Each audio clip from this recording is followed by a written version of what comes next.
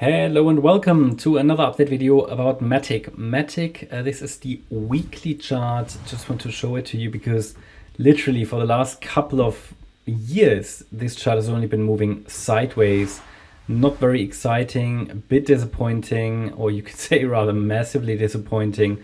I've been worried a little bit about MATIC, you know that, and this is definitely well founded because the structures aren't great anymore. It had a great structure, a 1-2-1-2 setup, but you see it broke below support.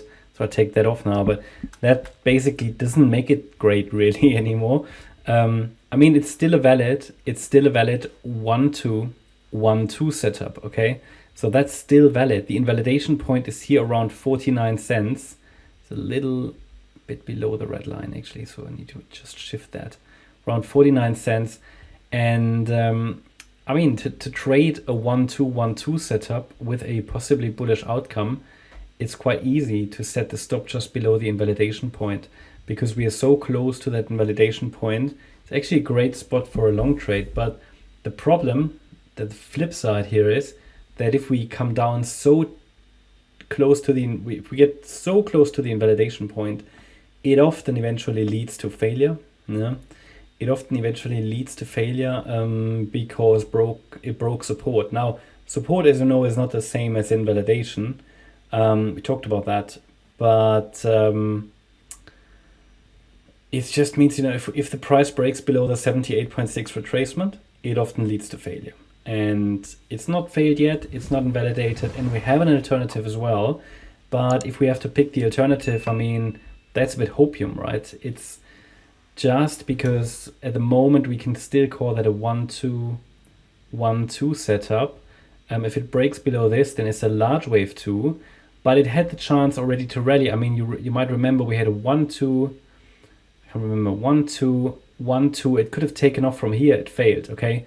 Then we say, okay, let's see if it holds that support area. Okay, it failed. Okay, let's see if it holds the invalidation point. Okay, it's failing.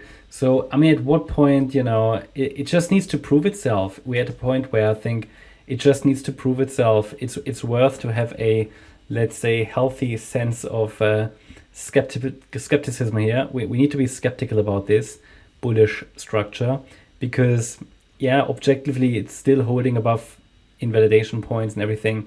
But if a chart has opportunities, and the structure is there, everything's prepared for the bulls, all they need to do is turn up, and they don't, and they haven't really turned up, then it just means, okay, just be on the side of caution here, be vigilant. And what I want to share with you here, below 49 cents, there is still a bullish structure available, but it needs to prove itself. And I'm not bearish, but definitely vigilant. And it really needs to turn around here to save the 1-2-1-2 setup, but I have little hope.